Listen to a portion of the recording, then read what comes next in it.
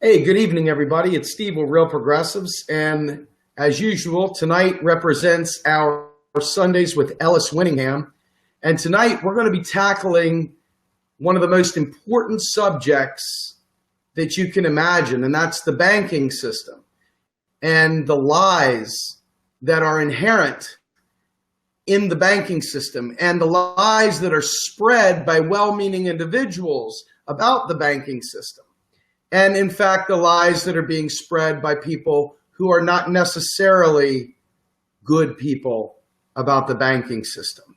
So with that, let's go ahead and introduce our guest, Ellis WInningham. Thank you, sir, for joining as usual. Welcome, Ellis. How you doing, Stephen?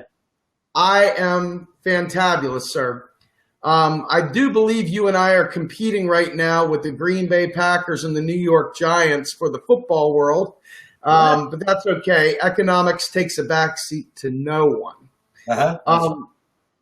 With that in mind, let's just go ahead. How do we separate reality from fantasy? Because we are stuck in a world right now where our allies are still peddling horrific myths that literally destroy their ability to deliver on any of the programs that they say they want to deliver on. They are literally unable based on these lies and myths. So let's start off there. How do we decipher myth from reality?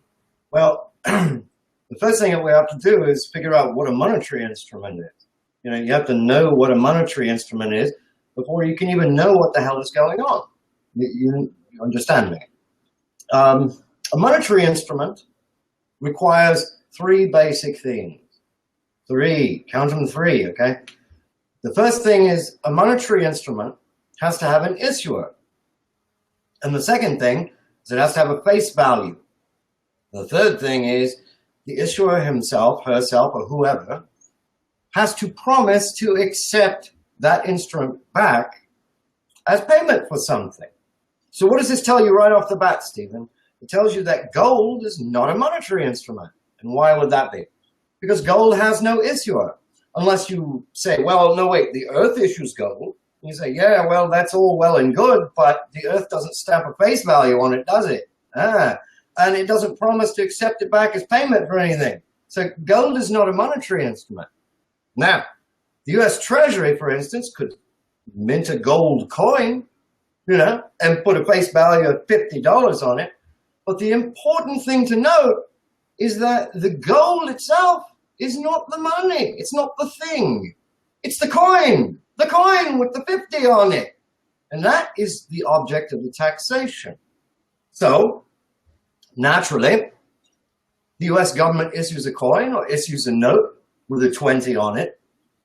And it promises to accept that back as payment for what? Taxes, right? So, what does that tell you? Well, it tells you that the US dollar is a tax credit. It's a token that it gives you so you can pay your taxes. And it promises to accept that back in lieu, in pay your taxes. That way you don't go to prison. Simple as that. And that's all that matters. So that's a monetary instrument, okay? So that is our definition of reality and fantasy. Where are we going with this, Ellis? Help me out, brother. There's a hierarchy of money. And it starts with the national government. National government defines the unit of account. So what is the unit of account? Well, a unit of account is the thing that the government issues, the national government alone issues, and it says, this is mine, and no one else is allowed to issue this but me. In the United Kingdom, the unit of account is the British pounds, pound sterling. In the US, it's US dollar. In Canada, it's the Canadian dollar. In Australia, what is it? The Australian dollar. So that's the unit of account. That's the number one big time monetary instrument right there that is widely accepted by everybody. And then underneath, yeah, go ahead. So we got Carlos Ferreira who says, no, the weight of gold has a set value. It doesn't need to be fashioned into a fancy coin. Want proof? Take a crappy night to any jeweler and they will give you a value based on the gold weight. Okay, great. Take your bracelet to the US government, try and pay your taxes with it, see if you avoid prison. Oops. Okay, so anyway, we're talking about monetary instruments. We're not talking about commodities. Now then, so back to what I was saying about the unit of account. The unit of account is what the national government issues. Okay, that's the main big daddy. That's the high-powered money, the HPM, the high-powered money. And then you get down there, and then you have bank credit money, and it goes all the way down to like grocery store coupons, little tokens that you get to play video games, what have you. But at the very, very top is the high-powered money that only the national government issues. And in the United States, that's the US dollar. Okay? Banks don't issue that. That is exclusively the deal of the US government right there. Okay, so let's just take a second back here. What exactly is a monetary instrument? Like you've talked about a bunch of different things. Help, if you can boil it down to a single sentence. Yeah. What you can't have a monetary instrument unless you have an issuer. It has a face value, and the issuer promises to accept it as payment for something. That's a monetary instrument. It's a man-made created thingy, money thingy. So let's take a step back for that for a minute. Can you explain what the textbooks and the mainstream have presented to the average person as far as how banks lend their monetary instruments, etc.? Can you take a stab at that? Yeah. First of all, I'm going to say right off the bat, that what you see in textbooks is an academic exercise. That's about it. It's a bunch of nonsense. It has no application to reality. You have what's called in academia loanable funds theory. And how that works is it says, over here you have savers and over here you have investors. And the banks are intermediaries and they bring savers and investors together, It's very nice. And so what happens is you deposit your money in a bank, and the bank sits there and waits, and you deposit the money, you deposit your dollars, and the bank says thank you, and more people deposit until it builds up reserves, and then it says, okay, let's lend. And so it lends out customer deposits, you see. So that's basically loanable funds, you're lending out customer deposits. So what the textbooks tell students errantly is that banks take your deposit, lend them out, or banks lend out reserves, okay? So we have a question on here. It's from Alex Fornino. I hope I said that correctly. He says, I heard that the Fed stopped buying bonds to distribute money in 2014. The inflated stock market bubble may burst as a result. Okay. Well, we'll get to why the Fed buys bonds in a little bit, because it has everything to do with banking and interest rates and all that stuff. So by the time we're done, I think I'll have that question answered. So let's proceed, shall we? Sure. So, all right. So the next question I have for you, sir, is explain the money multiplier. This fractional reserve lending that you hear the Paul Bots and the Austrians, right, and even some folks on the Green Party who have fashioned their entire money reform based on this myth of the money multiplier and the fractional reserve system. Yeah. Okay. Well, keep in mind, remember we talked about loanable funds there. Customers lend out reserve, or banks lend out reserves. They lend out customer deposits. So keep that in the back of your mind. All right. So the money multiplier comes along in the textbooks, and it says that because of fractional reserve lending, you see, you have banks are required by the central bank to hold back 10% of their deposits, and they can lend out the other 90%, but they're going to hold back 10%. So then here comes this money multiplier, which we calculate as M equals M times MB. Lots of M's. We're multiplying M's, but we're not multiplying dollars, believe me. So what happens basically here is that a bank will say it accepts $100 from a customer deposit. The customer brings in deposits 100. The bank will save back 10% and then lend out the other $90. Okay, so the monetary base is now 100. But then that customer takes that loan and goes and spends it, and then that person deposits it. The bank will hold back, 10% of that, which is, of the $90, which leaves 81, to lend out. And now suddenly the monetary base is multiplied to 190. So it goes from 100 to 190, 271, and on until we all die from hyperinflation. It's about absolutely preposterous premise. And the reason why it's absolutely preposterous is because regardless of this 10% reserve requirement, banks simply do not lend out reserves. They cannot lend them out. So if you cannot lend out reserves, you're not lending out customer deposits. You're not multiplying anything. There's just nothing there. But I will, by the time that we're done here, you'll find out why the money multiplier is ridiculous, because we will get to that. Got a whole lot more to talk about. We're going to talk about that. But basically, saying that the 10% reserve requirement, it immediately suggests that customer deposits are being lent out, and that's not at all in any way a description of reality. Banks simply cannot lend out reserves.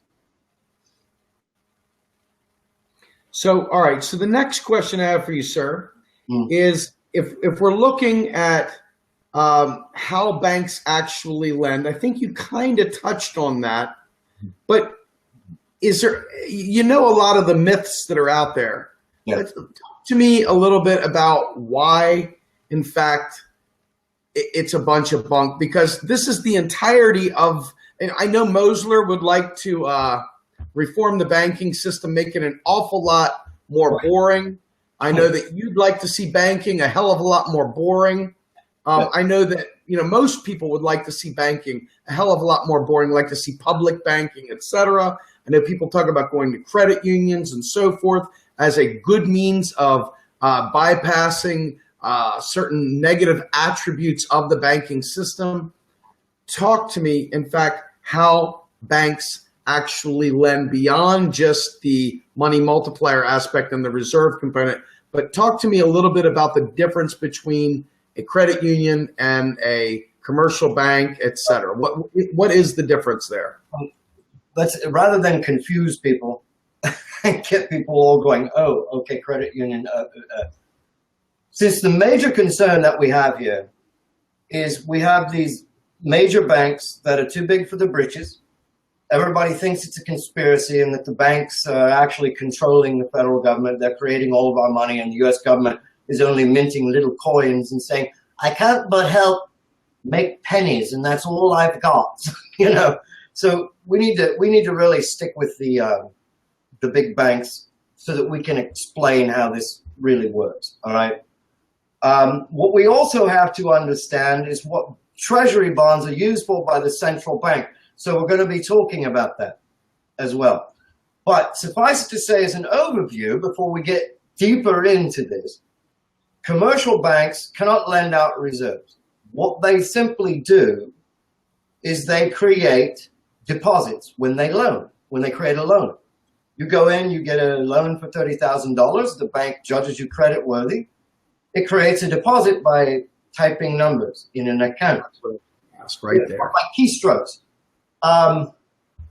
But what's important, I think, is that people need to understand, first of all, the central banking aspects, what the Federal Reserve uses treasury bonds for, that sort of thing, what the overnight rate is, or the federal funds rate, what a target interest rate is, so that by the time we're done here, people will go, oh, I see, and the light bulbs will come on here. So let me just back up for 1 second.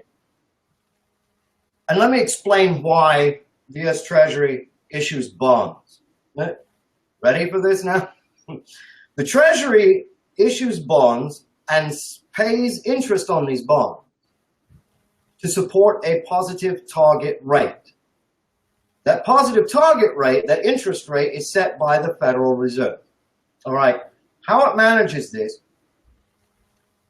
is Treasury will auction bonds. All right.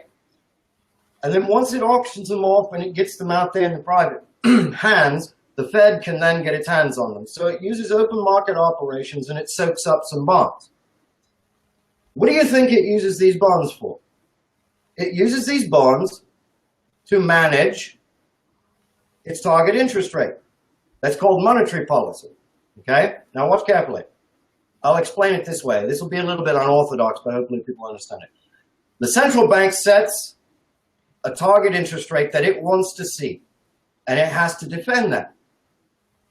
But when there are, say, excess reserves floating around in the system there, one bank will have excess reserves, some banks will be deficient. Rather than going to the expensive discount window and getting excess and getting reserves, a deficient bank will head to the what we call interbank market to try and get reserves from banks who have a surplus of these reserves. This lending activity, this competition here on the interbank market for excess reserves drives what's called the overnight rate down.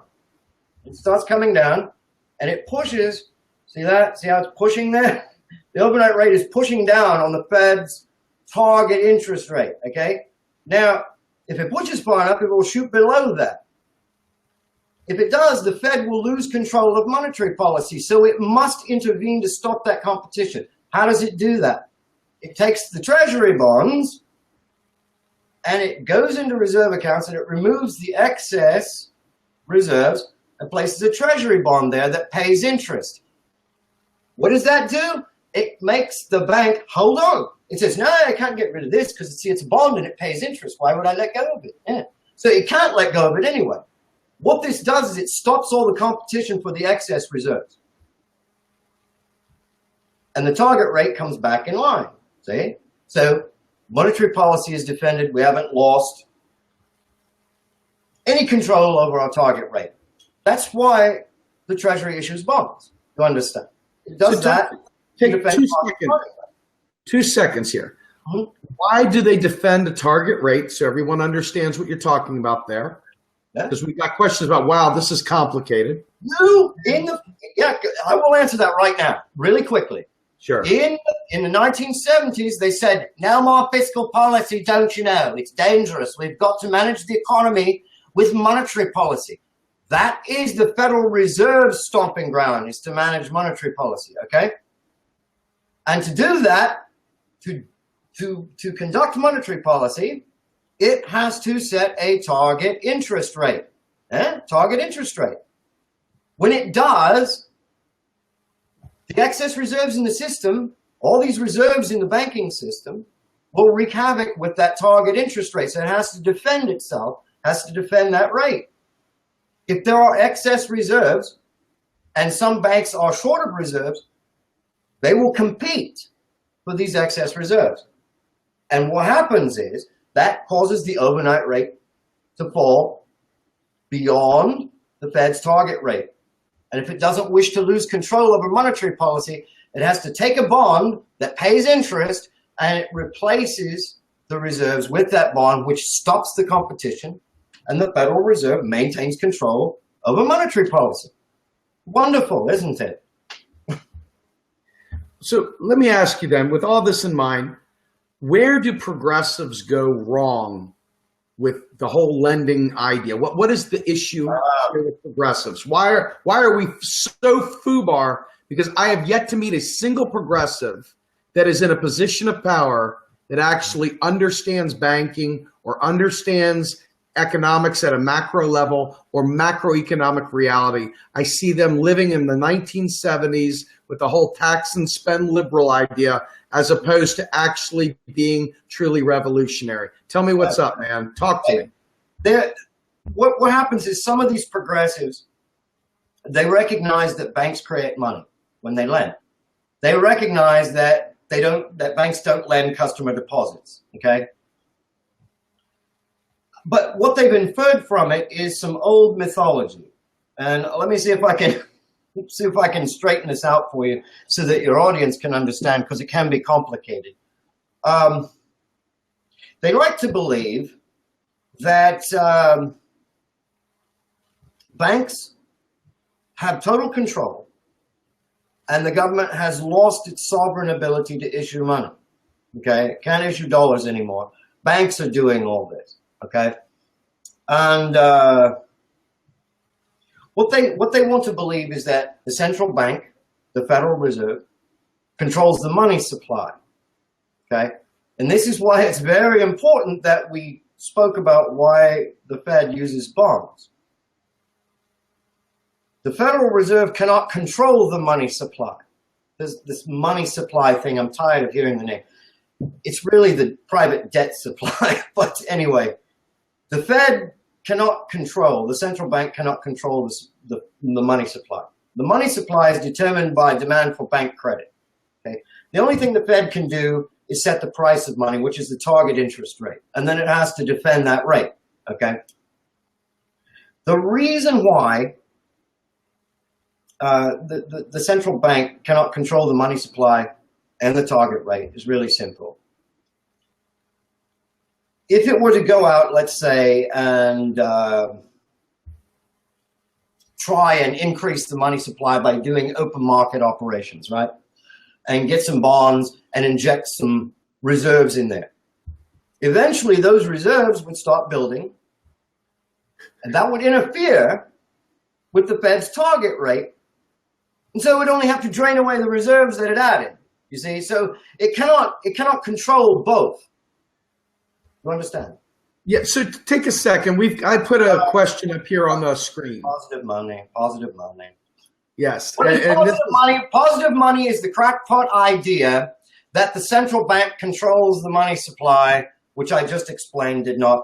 And what they want to do is they want to solve the solution to all of our banking problems is to create transaction accounts here and investment accounts here. And in other words, what they're saying is, this over here is money, that's not money, problem solved. What that basically means is this: positive money is saying the wolf population is completely out of control. Too many wolves. So here's what I'm going to do. I'm going to cordon off a piece of land. I'm going to put a fence around it. Any wolves on the outside of that fence are no longer wolves. There, problem solved. So this is an atrocity to me. I'll be perfectly honest with you. This has got me outraged because people that say they want a Green New Deal, people that say they want single payer healthcare and healthcare is a right, and they got their fist in the air ready. Yeah, right. That's where I'm at. But then they put these roadblocks, these self-imposed roadblocks of fake wars that they're fighting that derail any sense of progress by fighting boogeymen that don't exist. And this is why I struggle. This is why Real Progressives is just Real Progressives. We are not any party alliance right now at all. We're looking for a party that speaks truth. We're looking for one that embraces truth. We're looking for one that doesn't speak in myths. And that's what we're here for, is to debunk them and pray that our listeners demand better so that these lies, these Ron Paul logic lies, stop coming into our space, because we got people dying right freaking now without health care, without our environment's going to hell and back. There's so many things wrong, and we're sitting here playing, well, I don't like that, so we're going to make up this fake world, and we're going to go ahead and fight the boogeyman. But you guys, just wait for your health care until we're done fighting our myths and legends. And that has got me incensed. Incensed. Yeah. Well, you know, Stephen, let's actually figure out how banks work and how central banks operate. Let's explain that so that we can actually progress and get something done here and get beyond this, oh, well, the Federal Reserve is a private bank. This is just ridiculous. Now, the progressives that are misled, like I said, believe that the Federal Reserve controls the money supply, which it cannot do, for the simple reason that if it controlled the money supply, it would lose control of its target rate. In other words, it would lose control of monetary policy. So it can't do both. So it controls the price of money, and the money supply that people talk about is endogenous. It's driven by a demand for bank credit. So when you go out and you get a loan and whatnot. Banks lend, and the money supply expands. And when loans are paid off, it contracts. Okay, and we'll get to this. Don't worry, we'll get to explaining this. The progressive view, though, of the central bank controlling the money supply has a lot to do with the gold standard, when the central bank could control the level of gold reserves and stuff. So they think, oh, well, it controls the money supply. It doesn't, because it sets a target interest rate and must defend it. So, as I said, this money supply, which is endogenous, it's based on bank credit. And the question is then, since the central bank, the Federal Reserve, is not able to control how should we say it, the volume of deposits, customer deposits on a daily basis. All it can do is set the price. Banks must be lending something. They're clearly not lending US dollars. They're not lending out reserves. So what are they lending? Well, they're lending their own little IOU. So Stephen goes into the bank and he says, I'd like a loan for $30,000 so I want to buy this car. The bank says, checks your credit, does all this stuff, deems you credit worthy. It simply creates a deposit without even looking at it, at its reserves. It just types some numbers and suddenly a deposit is created, okay? Once that deposit is created, you can spend it, Stephen. You can spend it as though it were US dollars. You know why? Because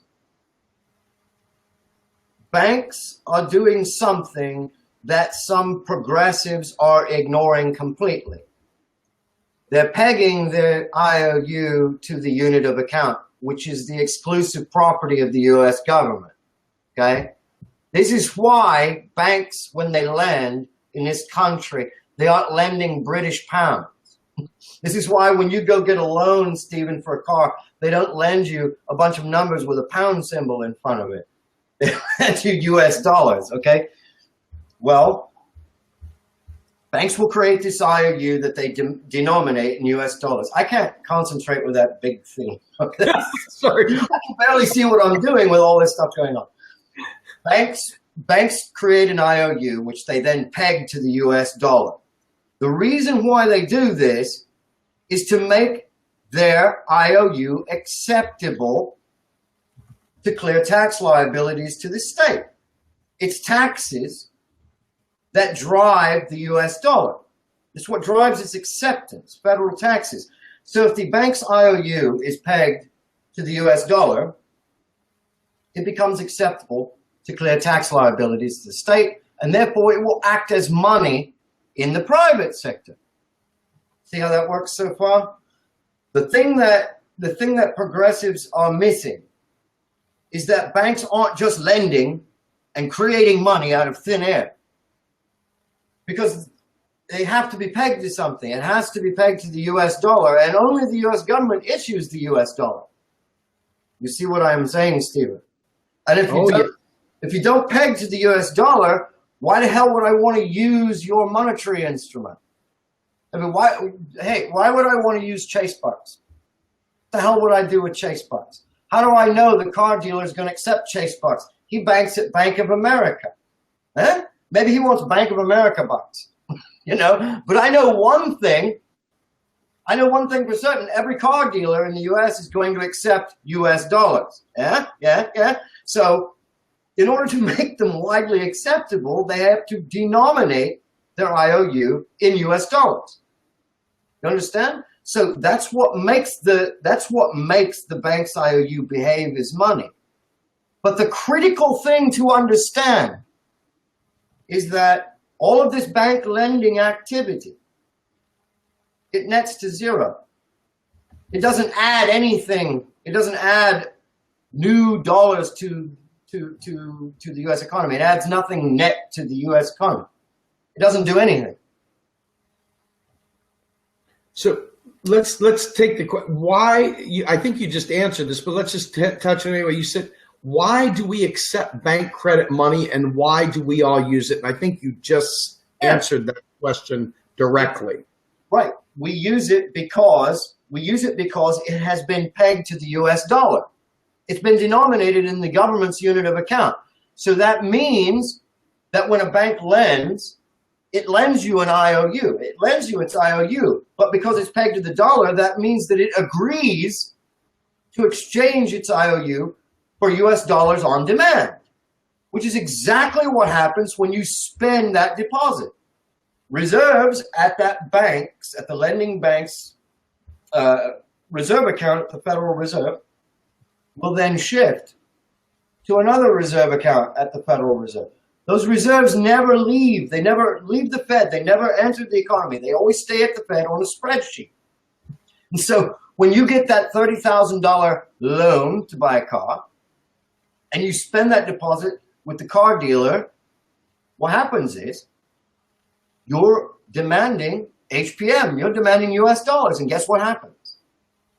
The reserves shift from Chase's bank reserve account, Chase Bank's reserve account at the Fed to Bank of America's, because that's the car dealer's bank, yeah?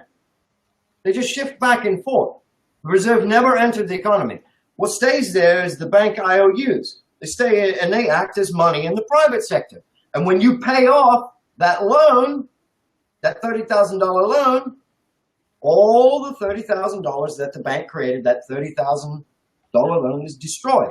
All that bank credit money evaporates because it nets to zero. When a bank loans $30,000, it's also creating an equal liability of $30,000. Yeah? So when you pay off the $30,000, $30,000 minus $30,000 is zero. Bank credit money evaporates. A US dollar does not evaporate like that. Okay?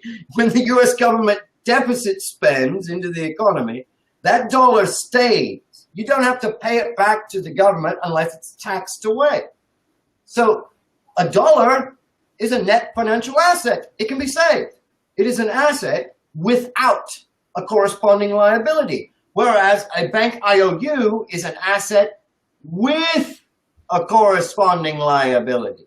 You can't save in bank loans, you see, but you can save US dollars. So banks are not in control at all, Stephen. It's just that politicians prefer to promote bank lending and private debt expansion to deficit spending. See? So, look, I'm going to get on my soapbox for a skosh here, all right? Hey. I am an activist. I have been fighting this fight for years. You are what we call an econometrics guru. You are a scientist of currency. I am a guy who wants single-payer health care. Yeah. I am a guy who wants my children to inherit a better earth than what we have today. I am a guy who was once a Republican who used to believe in a host of bad ideas because the sun always seemed to shine on me. I'm a guy who is looking today at all these promises made, and I see people like adamantly supporting X party. I mean, we got people, yes, the Green Party is the only right party, and hey, the Democrats are the only right party, and blah, blah, blah is the only right party. And I'm saying, I'm watching these people, and I'm saying not one of them has the mental acuity in terms of dealing with this economic reality behind the scenes to deliver any of the said objectives that they claim to care about. And so for me, the single greatest factor I'm concerned about is the pursuit of truth and the pursuit of economics is a means for me to save my family, save your families, and save the planet from destruction, okay? Climate change, you name it. All of it depends on quality mental acuity as it pertains specifically to macroeconomic reality. So my concern here, and why I do this day in and day out, and why I invite you, and why I make this a big production, is because I want to save lives. I don't have a pet myth to debunk.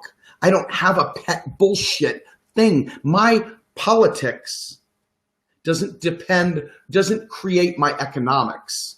My economics created my politics.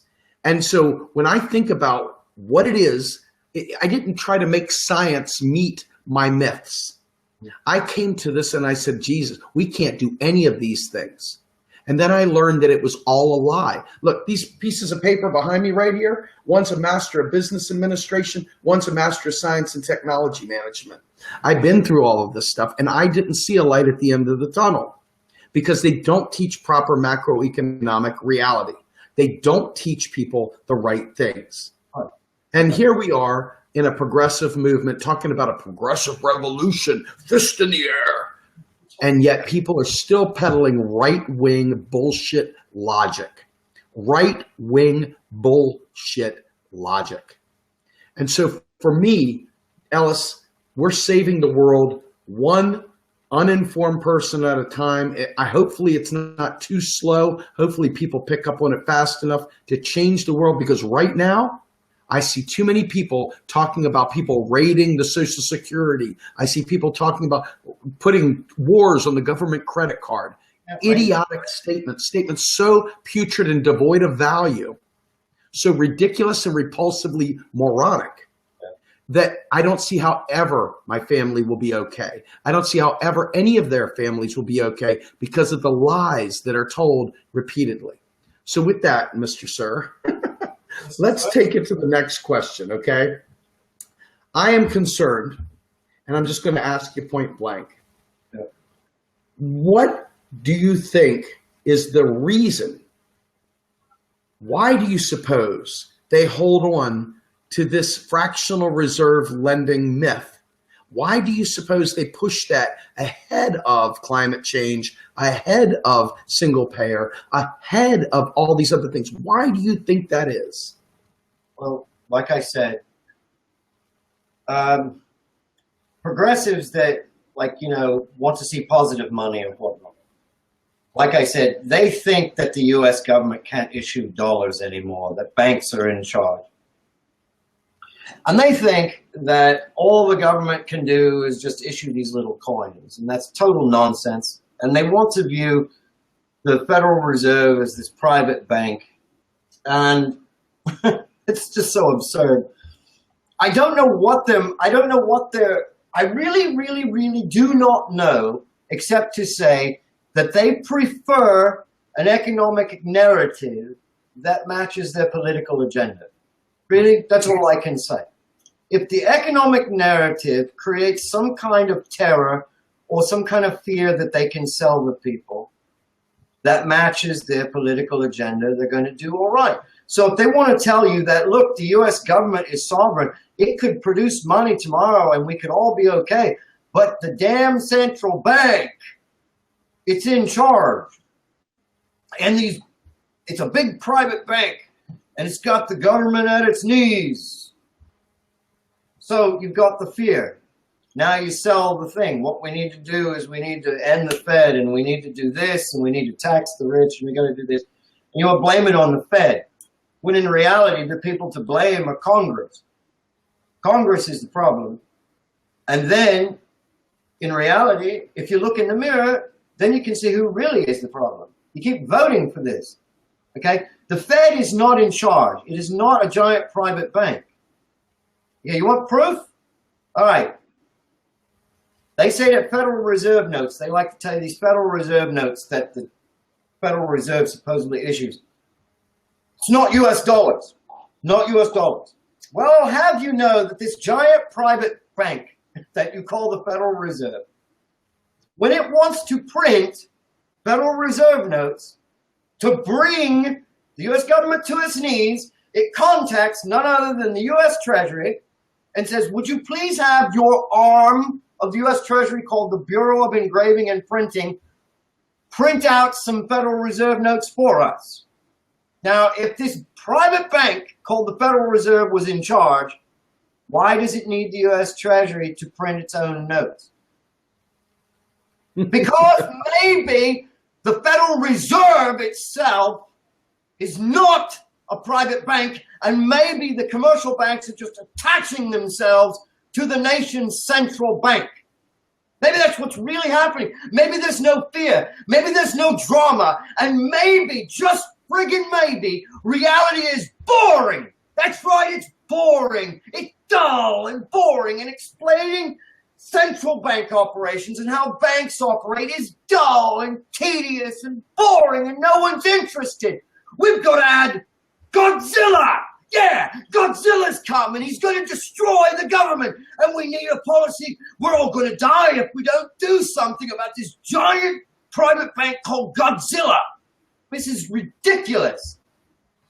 So the only thing and the only way that I can answer your question is to simply say, if the way things really work doesn't fit their political agenda, they're going to reject it. They need something to sell, and they don't believe reality will sell because it's boring. Boring. Yes, currency analysis is boring. It's really boring. Okay, it's dull. Sorry. So let's find a spot here that I think is worth going into, because I don't think that I know for me, for sure, having read Warren Mosler's banking proposal to make banks even more boring, to support public banking, etc., I don't think that there's any disagreement with us with these other progressive groups. I think that's the right way to go. The issue is they're propping up a straw man.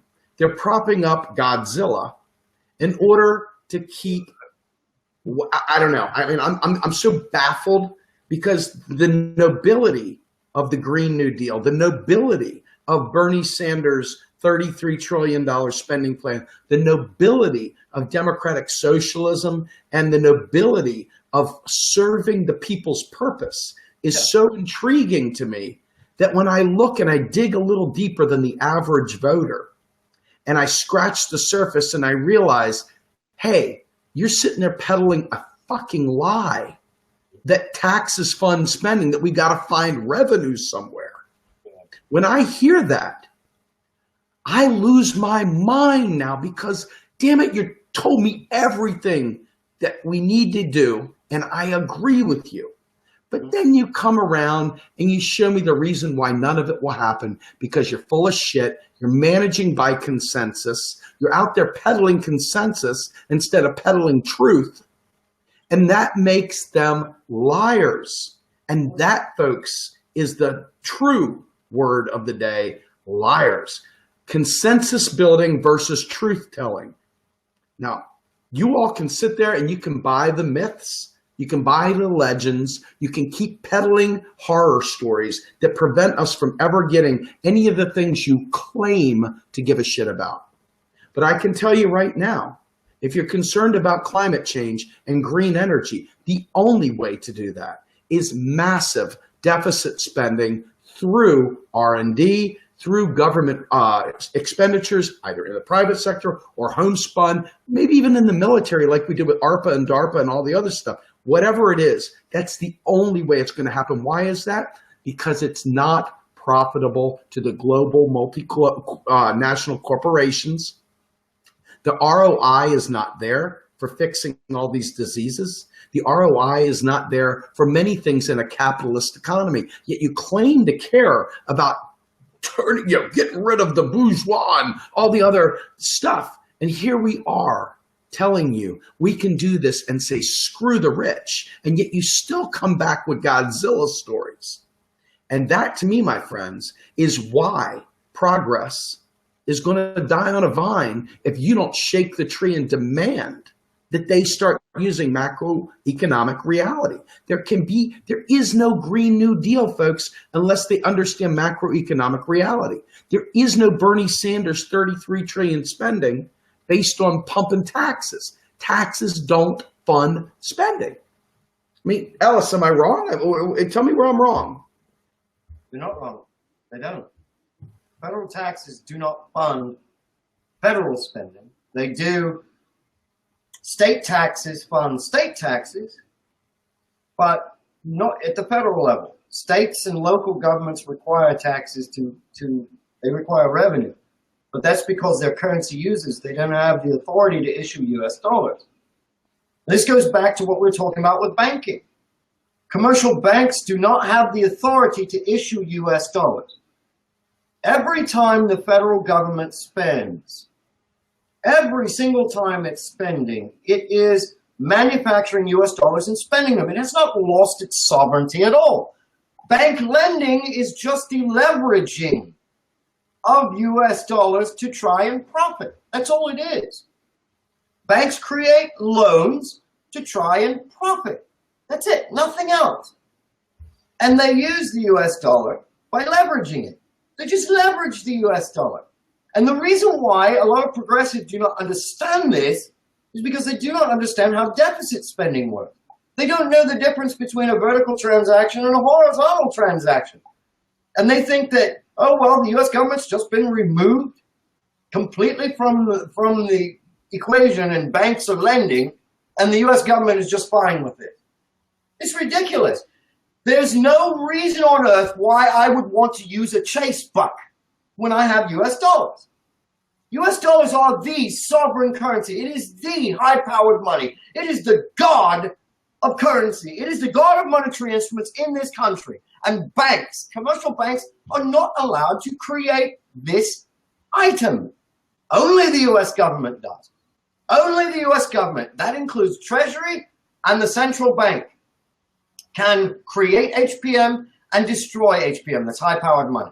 Banks can do nothing of this nature. They can only leverage the dollars in their reserve accounts to try and profit. And that's all they do when they lend. They simply type some numbers in an account, and then when you spend them, it just shifts reserves back and forth. And guess what happens? Payments clear. That's all. You don't actually get those reserves into the economy. They just go back and forth, okay? And the bank lending activity, like I said, is just an asset with an equal liability. So when you pay off the loan, any money that the bank created evaporates. US dollars can't evaporate, and banks can't make them evaporate. The only way that you can make a US dollar disappear is if you tax it. That's it. And to do that, you've got to have the government. You need a vertical transaction. The government's got to come in there, take the money out, and go, dollar gone. You know. Ellis, I want to hit another very important point right here, and that is the difference between fiscal policy and monetary policy.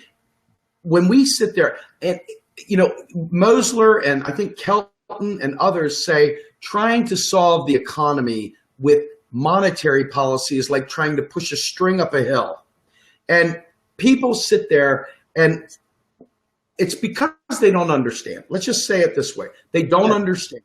I'm gonna reserve the harsh elbow of truth, and I'm just gonna go simply with they don't understand. But the real persons that can actually change the lives and fortunes of regular Americans without having a debt associated with it, one of Warren's big deadlies is the idea that deficits today require higher taxes tomorrow. The fact is that only government spending doesn't have we don't have to pay that back per se. When it comes to the other side of the coin, when we do private loans and stuff like that, which is what monetary policy tries to push forward, that has to be paid back because it's just an IOU. Explain. I mean, I just can't fathom people not getting this part of it. This is one of the ones that is super simple, that should be relatively easy to understand. Federal government doesn't have to pay its money back. It's the creator of it. Banks, when they lend to us, we do have to pay it back. We have a finite limit. They do not. Go for it, Ellis. Fill me in. Like I said at the beginning, the central bank, the Federal Reserve, does not conduct open market operations to bring the government to its knees so that it can collect interest payments, okay, and cause the U.S. government to go in debt. The U.S. government issues treasury bonds to defend a positive target rate set by the central bank because we demand that we manage the economy with monetary policy, not fiscal. So if you're going to use monetary policy to manage the economy, the central bank, the Federal Reserve, is going to have to set a target rate and try to defend it, okay? What that is basically it's manipulating dollars that are already out there by interest rates. It's just trying to manipulate things that were added by fiscal policy. In short, what progressives seem to be missing is this. In the 70s, when monetarism came along, Monetarists urged us, please stop. No more fiscal policy because we're all going to die. We're going to have inflation and we're all going to die. So no more fiscal policy. We're going to use monetary policy. We're going to use this blunt tool and play around with interest rates and hope that we achieve full employment and price stability. And the truth is, monetary policy does not add a single US dollar. It does not add a single extra US dollar to the domestic economy. It just moves things around. It changes portfolio compositions, and it causes people to say, oh, well, I'm going to borrow today, but not tomorrow because interest rates are too high. Big fucking deal, man. Only fiscal policy can add or subtract US dollars, you see? And if you're using fiscal policy and your deficit spending, the private sector is accumulating US dollars. Whenever the government runs deficits, that's fiscal policy. The private sector is accumulating a savings. It's accumulating a savings in US dollars, and therefore it has more to spend. All monetary policy does is take what fiscal policy put there and move it around. But what the hell is that going to do? Nothing. And what has happened for the last 40 years? Nothing. Nothing. Look at this. Look at this question on the screen, Ellis. This is one that we've talked about over and over and over again, but you never know. We always have new people coming through, so I don't want to be dismissive. This is a very important one. It's a very easy one to do, but let's talk about this for a second. Why is the government so in debt to China? If we can just print whatever, why are we in debt? Explain the debt instruments. Joe Firestone explained it. You've explained it ad nauseum. I've explained it. Talk about this debt to China, this horrible debt to China. Let's get that out of the way. And I'm not trying to be dismissive, Carlos. I understand a lot of people ask this question, so I want to make sure we give you your due. This is no way, shape, or form intended to be insulting, but it is a very simple answer. Ellis, go for it, buddy. I'm not trying to be insulting. My glasses were hurting my eyes. I'm like, oh. I had to take them off for a moment because of the screen. The United States government is not in debt to China in the sense that you would experience a credit card debt that you've got to find the money to pay for it. China does not, it's essential that people understand this. China does not issue US dollars. So it has none. China, therefore, has to find a way to get a hold of some. Okay? Are we understanding this so far? Just answer me if you can hear me. Yes. Okay. Okay. So China has to go out and earn US dollars in order to get its hands on them because it can't produce them. So how does it do that? Well, it says, I'll sell my goods I'll sell my production to the United States. And in return, I will be paid US dollars. Okay, got that so far? So we've got international trade. China makes a deal and Chinese companies begin selling their goods, their production to the United States. And US consumers, like you and I, we buy the Chinese goods. And China earns US dollars. Okay, now it's got its hands on US dollars. Well, it can let the dollars sit in a reserve account. It can spend them here in the United States. But it's useless really to at home because it has its own currency. China has its own currency. What's it going to do with US dollars? So it could convert the US dollars that it's earned to another currency and invest in another foreign country. Like it converts them to euros and go do business in Germany. But there's another thing that it could do. It could just buy treasury bonds and earn interest. So what China does is it earns a bunch of US dollars just like you earn money, Stephen. You earn US dollars when you go to work. It earns US dollars and then it takes them and it buys treasury bonds to earn a little bit of interest. And what the Federal Reserve does is it takes the dollars that were used to buy those treasury bonds and it shifts them from China's reserve account at the Fed to a securities account also at the Fed, which is nothing more than a savings account. And those dollars just sit there, unspent, earning interest. It's on a spreadsheet. They're just numbers on a spreadsheet. They're not pieces of paper or gold coins or anything. It's just numbers on a spreadsheet. And they sit there and it says name, China, amount, and this is how many numbers are there. And guess what happens? When it's time to pay China back this vast $3 trillion debt, here's what happens. The Fed simply takes those numbers and shifts them back to a reserve account and then goes, now what? What do you want me to do? And China has to decide, I don't know what to do. That's it. There's no owing. The U.S. government will shift it back, and then to give China its interest, it will just simply say, let there be the right amount of interest in China's reserve account. Tap, tap, tap, tap, tap, tap. Okay, and it's done. That's it. It just credits the account with an IOU that's called a U.S. dollar. Just numbers conjured out of thin air by the U.S. government. Then a little dollar symbol in front. It's no big deal. It's not gold. It's not silver. It's not a commodity. It's just numbers on a spreadsheet that go back and forth. Okay? And what's very important to understand about this, very important, there is no possible way a single human being on this planet can buy a treasury bond, regardless of what they think, until the U.S. government has actually spent U.S. dollars into the world so that they can get a hold of the dollars to buy the bond. And this goes back to what I was saying at the beginning. The reason why the U.S. government is issuing treasury bonds that pay interest is not because it needs money because it's broke. It's doing it to defend a positive target rate set by the central bank. In other words, the U.S. Treasury is issuing treasury bonds to conduct monetary policy. That's why it's doing this. What are the two things, the two charges that the Federal Reserve has in terms of conducting monetary policy? Price stability and full employment. Yeah, they've done a great job with that, haven't they? Yeah, exactly. But those are the two things they're fighting for when they're defending that positive rate. Yes, but you see, that's the thing. It's an arbitrary thing. Here's what we'll do. We need to manage the economy. Okay, Fred, what should we do? I don't know. Let's talk to Janet. Janet, come here, Janet. What is it? I'm the chairman. I'm busy. Oh, we need to set a positive target rate to manage this economy. What do you think it should be?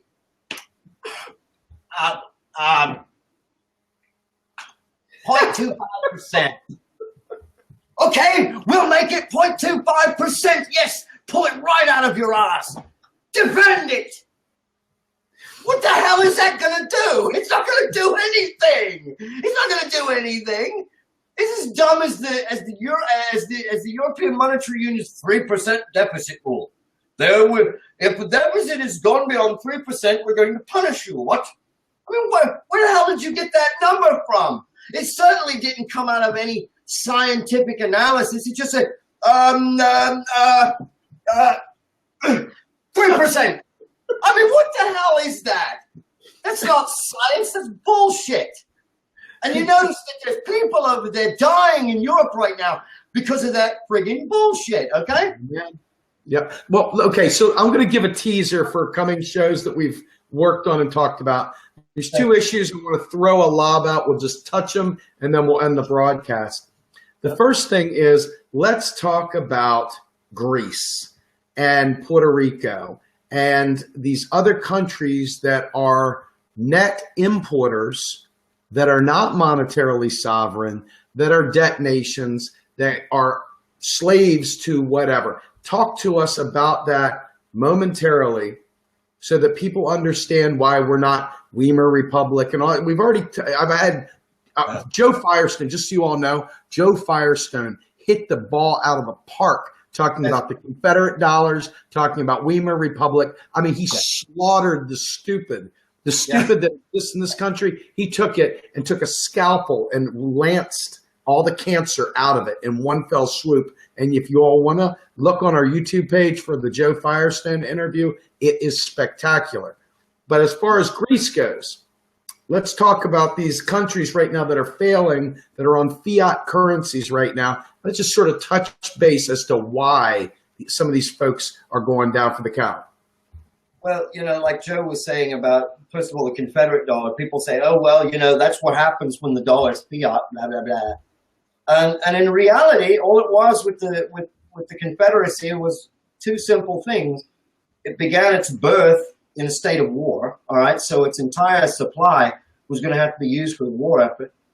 But mainly the reason why the currency collapsed there was because the CSA lost its ability to enforce its tax collections. It could not collect tax anymore, and so the currency collapsed. I mean, you know, it's real simple. Well, when you look over at Greece, you have a different situation there. You don't have a central fiscal authority like you do here in the United States, or in Canada, or in the United Kingdom, right? Or in Australia. You just have this central bank and a bunch of nations that have decided, here's a great idea. We will give up our currency and we'll all use the same currency.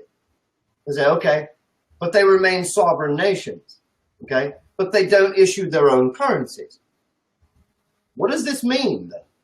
Well, it means, simply put, that each nation's going to have to fend for itself. It's going to have to figure out a way to get a hold of euros because it can't issue them. So what do you think is going to happen? The nations that are powerful in trade are going to do well. And nations like Greece are going to get pummeled.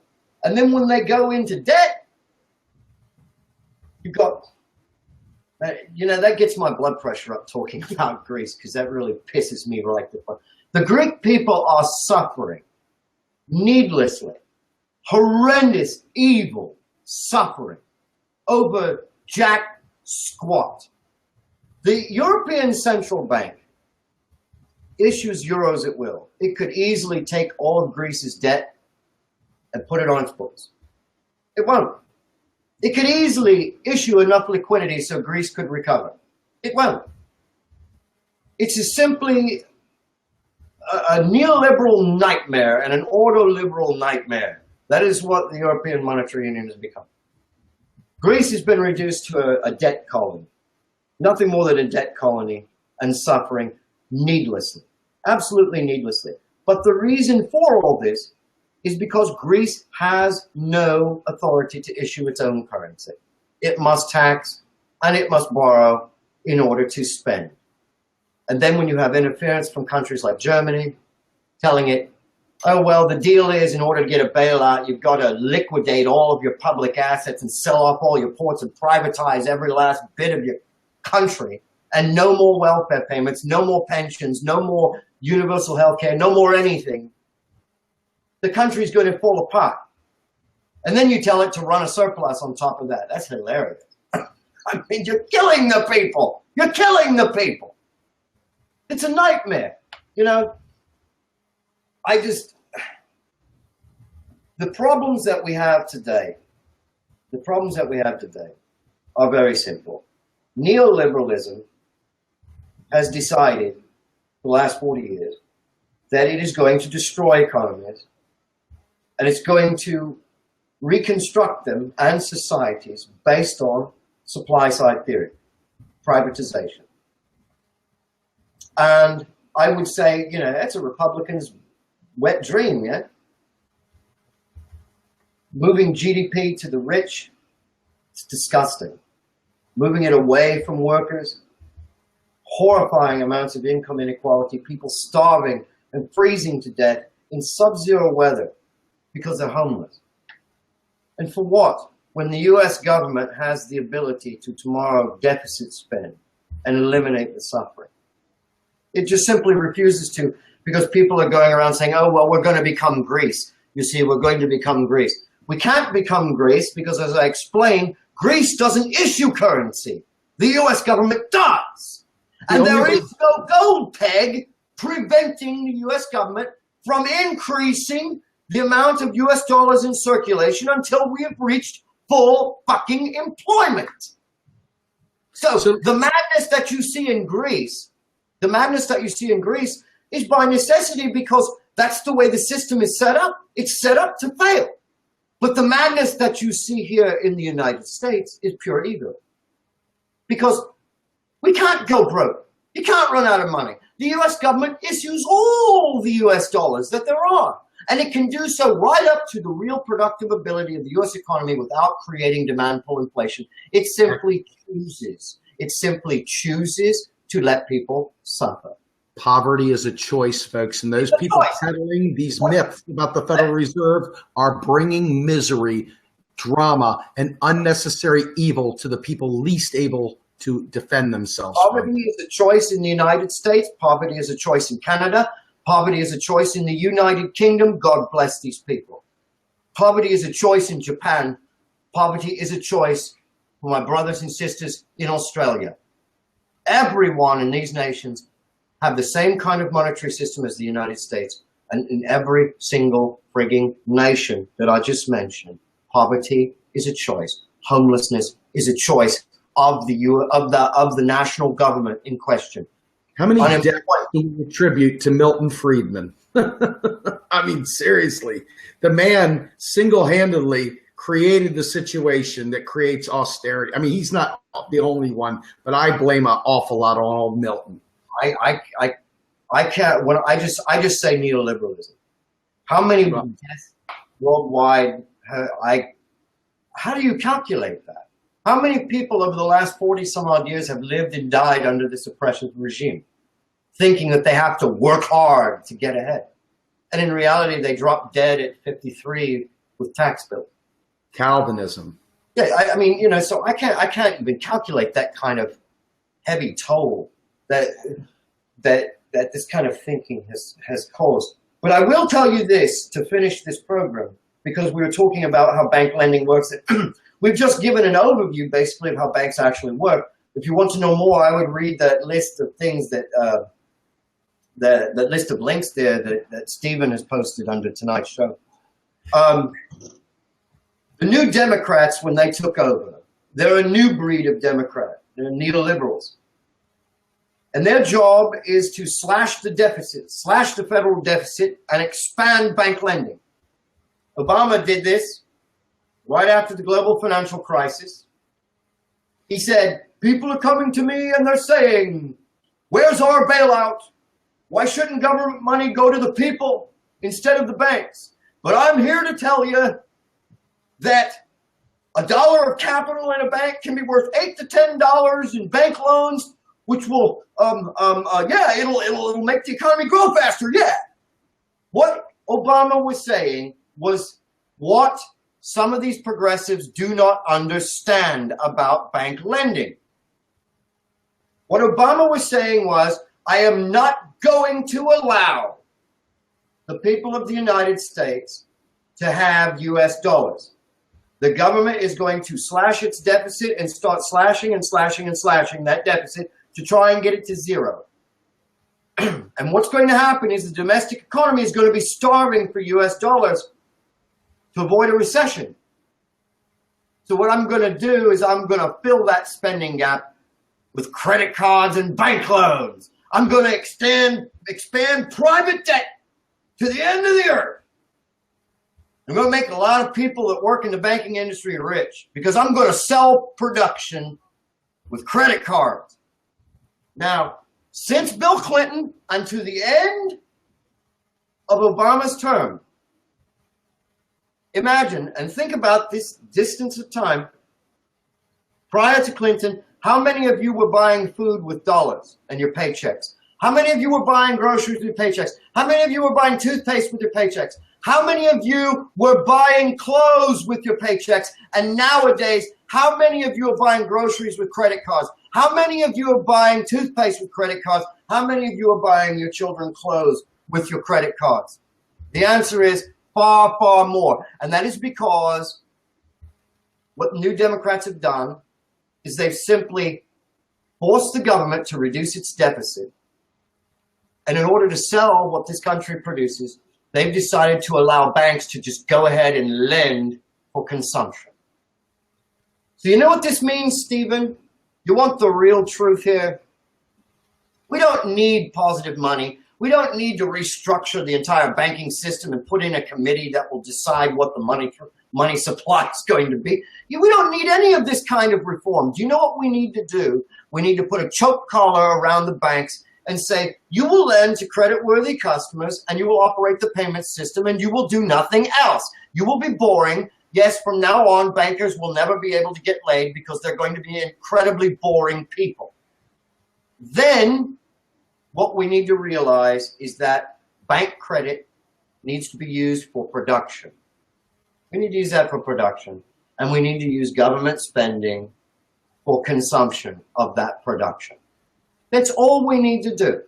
Proper regulation of banks, proper and hard regulation of the financial industry, and realize that the appropriate use for bank credit money is for production needs. And the appropriate type of money that we need to be using to consume that production is the actual US dollars, the high-powered money that only the US government issues. End of story. Ellis, I want to thank you. You are an amazing man. You have taken time from your family and have invested it in helping educate people who care enough about their country, about their children, about their environment, about everyone around them to actually listen to economics, which is normally boring for people. But because of who you are and how you approach things and your everyday persona that you bring to the table, you have brought something so special. I hope everyone appreciates that we have an econometrics genius working with us, helping because he gives a shit. And folks, I am telling you right now, there is no sales pitch. We're not sitting here selling anything. We're not marketing anything. We are simply providing you truth because we care about the revolution. And that's the bottom line. We want this thing to grow. And the only way to do that, you can't just be angry. Far too many quote unquote revolutionaries are just angry, but they're box of rocks ignorant. And we need to change that around completely. We need to get enough of us educated to demand that our elected representatives and these would-be third parties, etc., only speak economic reality. Because if they start lying, they're derailing our survival. So with that, Ellis, I want to thank you, sir. We'll meet again next Sunday. Folks, we're going to be talking, I think we're talking about the federal job guarantee next week. Yes. Are we not? Yes. That's my area of expertise. Look, econometrics is just mathematics, okay? But the job guarantee is my thing, and Pavlina Cherneva's thing, and Bill Mitchell's thing, and it needs to be everybody's thing, okay? So yes, we're going to talk about the job guarantee. We're going to have a lot of fun with that. I might even dress special for it. I won't wear a tie, though. I won't be wearing a tie. You can forget it. I'm hedgehog box. Okay? Maybe we'll find a way to bring some Megadeth or some Rob Zombie or something into the thing. All right, folks. With that, I'm Steve Grumbine. It's Ellis WInningham. Thank you for joining Real Progressives. If you like us, please follow us on YouTube. We'd love for you to follow us on YouTube. Please follow us on Twitter. Please follow our page. If folks like our page, if you've watched this program, go up there, click like of Real Progressives, share our stuff. We're not here to share it because we want a bunch of popularity. We want you to share because we want to change the world. And there's no one else, I promise you, there's no one else talking about this stuff. So please help us expand our reach. Help us. If you guys feel like it, we have a Patreon link as well. Please donate. Every little bit helps us as we try to advance our ability to present this information. With that, I'm Steve Grumbine. Have a great night, everybody. We're out of here.